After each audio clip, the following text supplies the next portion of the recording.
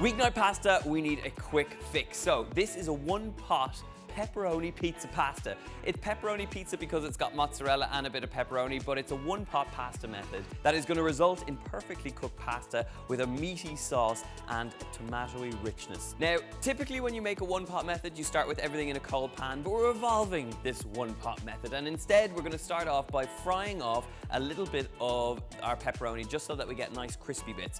So I've my pan nicely heating up. I have some lovely Irish pepperoni, so I'm just slicing this into nice little rounds here.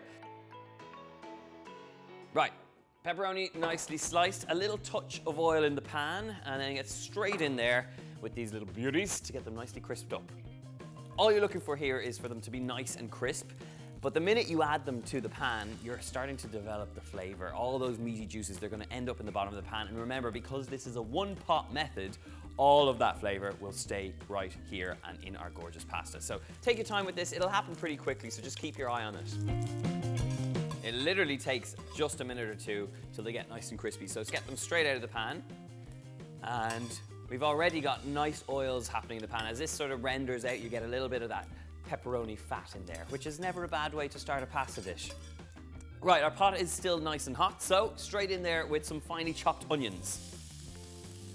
Little salt and pepper just to help things along.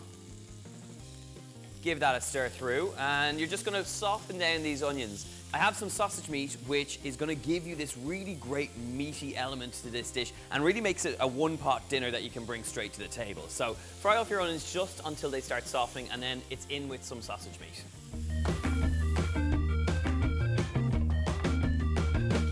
One of my favorite sort of cheat ingredients in the kitchen is sausage meat. I don't know why I think of it as a cheat ingredient, but it is one of those sort of powerhouses of flavor. Lots of fat in there, so it's going to give you really great depth to any dish you add.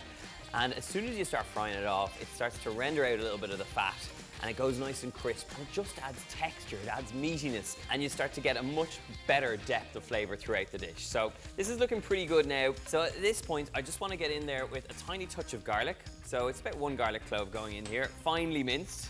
Give that a stir just until it becomes nice and aromatic. I'm adding it right at the end because I don't want it to burn, so it's just that little hint and that hum of garlic, and as soon as it hits the pan, you do get that lovely waft of aroma going on.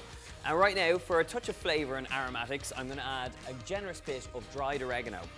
Is it dried oregano or is it dried oregano? I've always said dried oregano, but this is what happens when you teach yourself to cook, because you read it from the cookbook as you imagine it in your mind. I always thought, when I read in the Harry Potter books, I always thought Hermione was called Hermione. So it's a similar kind of situation here with the oregano. Anyway, back to the recipe. So we've got lovely oregano and all these great things happening in the pan. We're gonna go in there with our beautiful tomato passata. Got about a half a jar going in. We have, of course, the controversial method of one pot going on here. So we're gonna add in our penne pasta. Any short pasta like this, rigatoni would be lovely in here as well if you don't have it, but penne goes in. Gonna give that a nice stir, and then to make sure that this all cooks through beautifully, we are going to add a generous glog of water. So pop that straight in. You just kind of want enough to sort of cover the pasta, but also enough that is going to be soaked up so you get a really luscious tomato sauce. I'm going to add about half of these little pepperoni pieces into the pot as well. Give that all a good stir, and this is where the one pot method comes into action. This is where you're kind of cooking the pasta out slightly sort of risotto style, where you're basically allowing the water to reduce down, but you're also bringing the starch out of the pasta, and you should be left with pasta that's nice and tender and still quite al dente.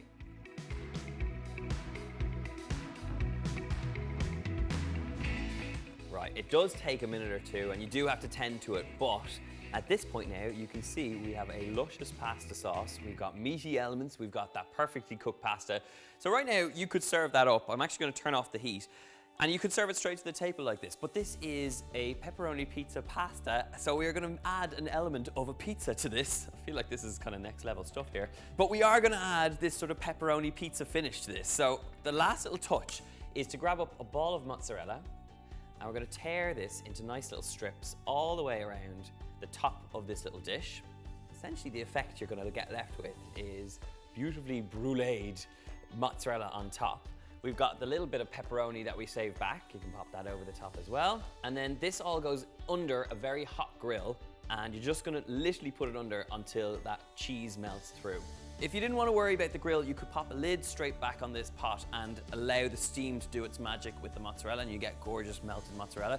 But putting it under the grill like this, we are going to get that element of the pepperoni pizza without the dough, but with lots of pasta, so it wins all round.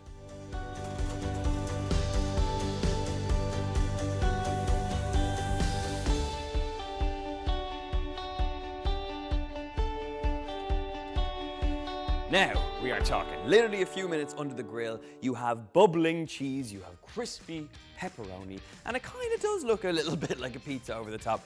This is one that you can serve straight to the table and you just dig in with a big spoon. But before I do, and before I dig into this, I'm just going to take up a little bit of that pasta, a little bit of the pepperoni, a bit of the cheese action. This is where it's at.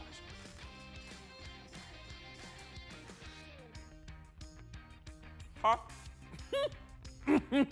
That is some hot pasta, but it is some delicious pasta.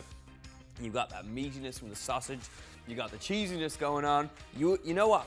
You would never know that that was a one-pot pasta because you've got perfectly al dente pasta, you've got a pasta bake that's all happened in the one pot, you've got that salty salami, that beautiful sausage meat, and of course the mozzarella on top. It really does finish it off.